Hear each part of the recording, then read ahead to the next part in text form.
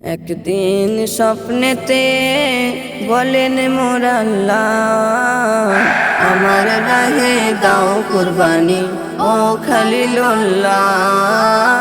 আমার রাহে দাও কুরবানি ও খলিলুল্লাহ।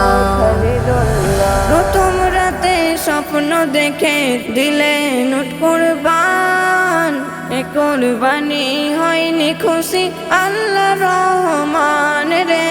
এ কুরবানি হয়নি খুশি আল্লাহ রহমান।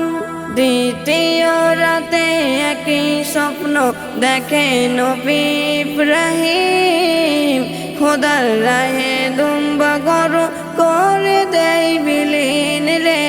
খোদার রাহে দুম্বা গরু করে দেয় বিলীন, তাতে খুশি হয়নি দয়াময় আল্লাহ।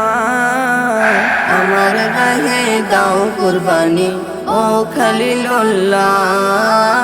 আমার রাহে দাও কুরবানি ও খলিলুল্লাহ। তারপরে রাতে খুয়াব দেখে হয় চিন্তিত, কুরবানি করিব আমি আমারই পুত্র রে।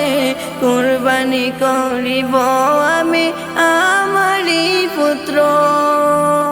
পিতা পুত্র চলে গো হুকুম পালনে, রাস্তার মাঝে বাধা দেয় ইবলিস শয়তানে গো। রাস্তার মাঝে বাধা দেয় ইবলিস শয়তানে।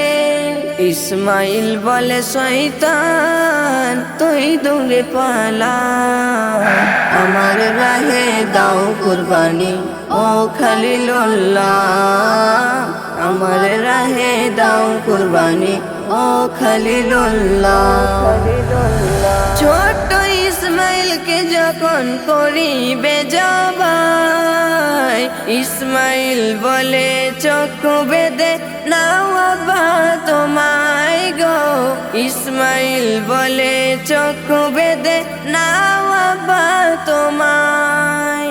চক্ষু বেঁধে নবী ইব্রাহিম যখন চড়া চালায়, জান্নাতি এক দুম্বা তখন হলো রে জবাই গো। জান্নাতি এক দুম্বা তখন হলো রে জবাই। খুশি হলো কুরবানিতে দয়াময় আল্লাহ। আমার রাহে দাও কুরবানি ও খলিলুল্লাহ। আমার রাহে দাও কুরবানি ও খলিলুল্লাহ।